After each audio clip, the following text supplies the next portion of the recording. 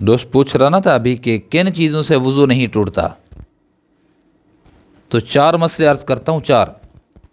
ان کو یاد کر لو اچھی طرح سے، انشاءاللہ یہ یاد ہو جائیں تو سمجھ لیجئے وضو نہیں ٹوٹتا۔ پہلا مسئلہ یہ عرض کر رہا ہوں جن سے وضو نہیں ٹوٹتا کہ اگر وضو ہے کسی شخص کو اور وضو کے بعد اس نے ناخن کاٹے تو اس کا وضو نہیں ٹوٹا، وضو باقی رہے گا۔ اور کوئی آدمی باوضو تھا اور اس کے جسم پر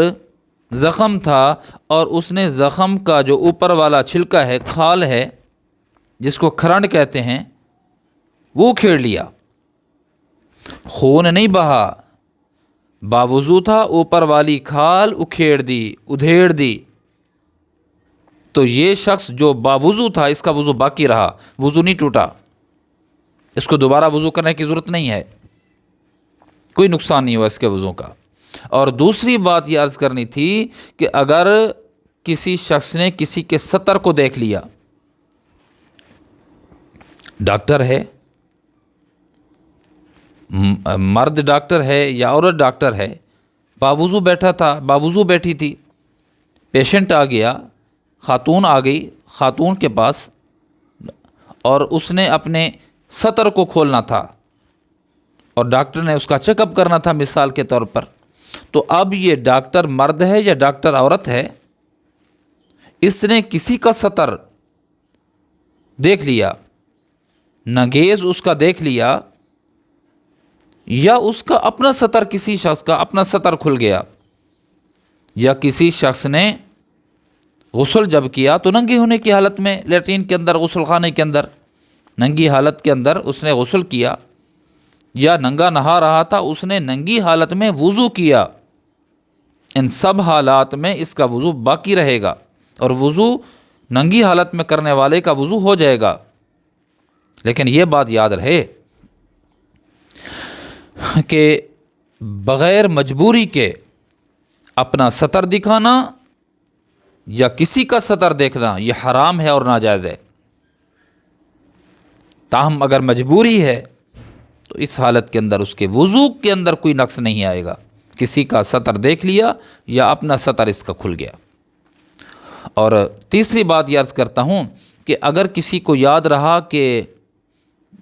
میں نے وضو کیا ہے لیکن وضو کا ٹوٹ جانا یہ اس کو یاد نہیں رہا، اس کا یقین گمان یہی ہے کہ میرا وضو ہے، ٹوٹا نہیں ہے،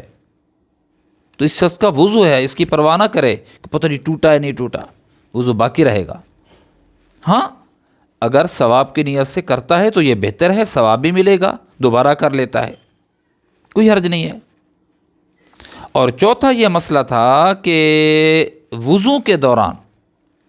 اگر کسی شخص کو وضو کر رہا تھا، وضو کے دوران اس کو شک پڑ گیا کہ میں نے یہ بازو نہیں دھویا، فلاں کام میں نے وضو کا کرنا تھا وہ عضو باقی رہ گیا ہے، تو وضو کے دوران اس وضو کے اس اعضاء کو دھو لے، اس عضو کو دھو لے جس کے بارے میں اس کو شک پڑا ہے۔ اور اگر وضو کرنے کے بعد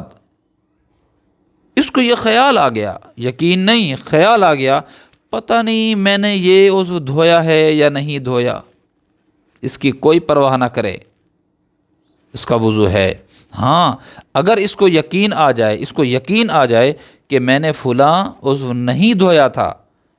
تو پھر وہی اسی عضو کو دھو لے گا، اس کا وضو ہو جائے گا۔ تو 4 مسئلے میں نے عرض کیے ہیں کہ ان سے وضو نہیں ٹوٹے گا، بے فکر ہو کر آپ نماز بھی پڑھ سکتے ہیں اور عبادات بھی کر سکتے ہیں، یاد رکھیے گا۔